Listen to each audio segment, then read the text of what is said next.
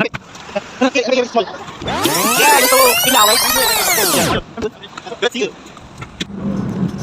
guys, so today's episode, susundo tayo ng ating kaibigan from Cambodia. So from Cyberjaya, pupunta ako ng airport KLI 2. Doon ko siya susunduin at this time. So guys, to give you backstory kung bakit ko nakilala tong Cambodian friend na to. Actually, they are common friend.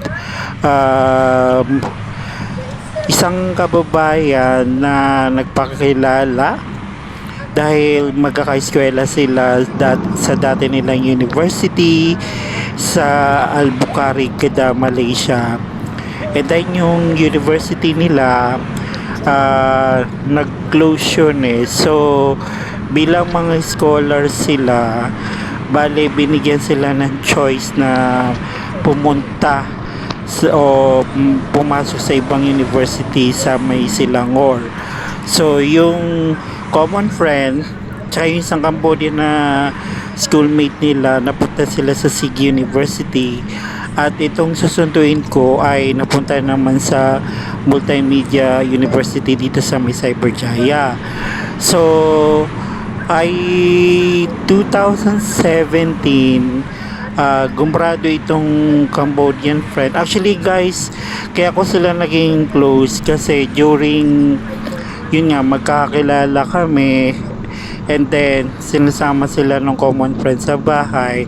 At nung natapos na sila, mayroong pagkakataon kasi na bumibisita sila sa bahay.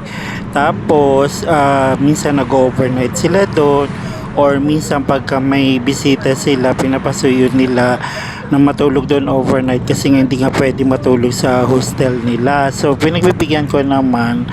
So kaya yun guys. So I think hindi kami nagkalimutan. So probably kasi pinakitaan ko sila ng maganda, and then pinakitaan din nila ako ng maganda pakikisama. So yun lang naman guys yung importante, kasi pagka may acquainted friends ka, so to make the friendship long, so syempre it's not because na you benefited, but because may kailangan. Kasi in the long run naman, dadating din naman tayo sa punto na baka sila din kailangan natin pagka bumisita tayo sa bansa nila. Ganon, kaya tumagal guys yung friendship, pero di naman lagi, minsan lang naman. So syempre dahil sa social media, so nagkakaroon ng connection at nagkaroon ng communication. So that's how it lasted yung friendship, diba? Oh guys, so sa puntong ito, dito na ako sa may roundabout, tapos papunta na to sa may airport. Actually malapit na to eh, kasi nag-message siya at tumating na raw, and then sabi ko sige magkita tayo sa may gate 3. Ang gate 3 guys, dun sa arrival area, usually pagka may sinusundo ako, doon ko na lang dinadaanan kasi mas okay na ikaw i-pick upin muna sila kaysa ikaw yung mag-aantay, kasi mahirap mag-park na naghihintay sa may arrival area, sinisita kasi ng pulis. So yun yung sikreto ko guys, kasi at least ako sigurado naman ako darating, kaysa naman ako yung maghintay na hindi mo alam kung kailan sila darating. Kasi nga lalo na pagka mag-immigration checkout, diba? So minsan nagkakaroon ng aberya. So kaya yung preferred ko na ako yung antayin kaysa ako yung magantay, kasi nga mahirap mag-park ka man, mahal. Kaya ito yung preferred ko. So ito na nga guys, dumating na ako sa may airport, and syempre kikitain natin siya. Actually since 2017 we never met, so ito yung ulit yung first time na magkikita kami after niya umuwi sa Cambodia. So andito na siya, let's meet him. And also, From the office of what? So, technical education. Napi. Yeah. No, no, no. Here, napi here because it's small. Yeah, you're so big now, right? Thank you for coming. Yeah, How are you? I'm good. Good to see you.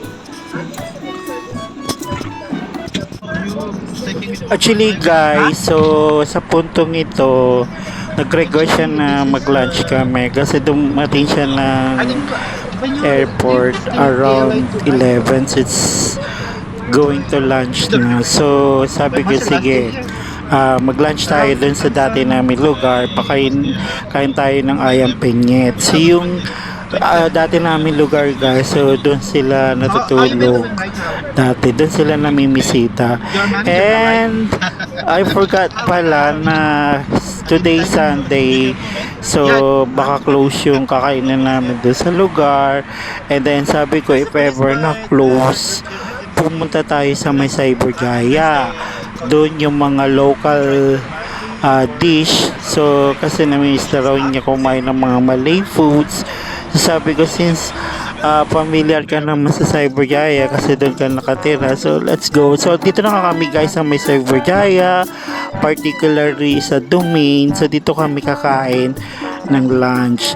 So yan, kinukuha lang yung laptop niya. So ito guys, nandito na kami sa restaurant. Go eat. Huh? Go eat. I know you miss the Malay food, right? Eh, but the same cuisine with Cambodian foods, right? Cambodian is more of like Thailand way of cooking. Ah. Okay, bon appetit. And then after namin mag-lunch, nagpahatid siya sa may train station papuntang KL Central, kasi doon niya mimit yung Cambodian friend niya at siya rin yung sasama papunta doon sa hotel niya. So hindi na ako sumama kasi nga gusto ko siya bigyan ng time para mag-usap sila, and at the same time na na-meet niya din yung mga classmates niya. So actually guys, syempre ang usapan lang namin is sunduin ko siya para makita ko rin, and nag-offer kasi ako na atid ko siya, kaso ayaw niya kasi nga may dadaanan pa daw sila. So I decided, sige, atid na lang kita, then kita tayo if ever na may time.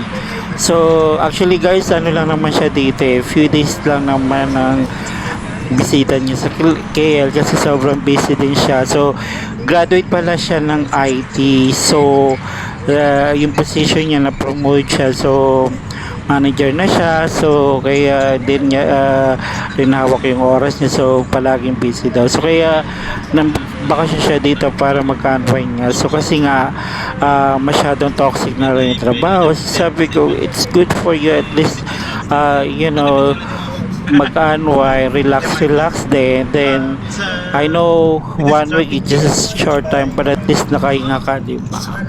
So ayan guys, dito nga sa may Cyberjaya station, so dyan ko siya ihatid. And yung Cambodian din na friend na susundo sa kanya ay nagbakasyon o nag-leave sa work para nga magkita sila, and then the next day magkikita ulit sila para ipasyal nga siya. But syempre the entire week awak din niya oras kasi di naman siya bago dito, and kabisado niya, and also yung mga schoolmates din niya o mga kaklase niya kikitain niya din para mag-chit-chat sila, diba, magkamustahan. So yun yung purpose niya. And then di na kami nakapagkita ulit kasi yung Cambodian friend din na isa si kakasal din. So sabi ko I'll find the time kung pwede akong pumunta maka-attend, pero pag hindi, then sabi ko best regards na lang and best wishes, diba? Center. Pero guys, dito na kami sa may Cyberjaya Station and dito ko lang siya i-drop kasi hindi na ako pwede mag-park sa loob. Sabi ko lakarin na lang niya papunta doon sa may tren para sumakay. So ayan guys, dinadrop ko na siya dyan. Yeah, hopefully see you again. Yeah. Okay. Whenever. So ayan na, nakababa na siya and then ako naman pauwi na rin kasi gusto ko magpahinga and may gagawin pa ako. And anyway, at importante guys, nakita kami and this is one of the good thing guys na you know, parang mag-last yung friendship nyo. So at least busy man kayo sa isa't isa but somehow nag-communicate kayo para magkumustahan. So ito na guys, sa bahay na ako na ito yung mga souvenir items na pinasalubong niya sa akin. So nagbigay siya ng t-shirt saka scarf. Thank you guys.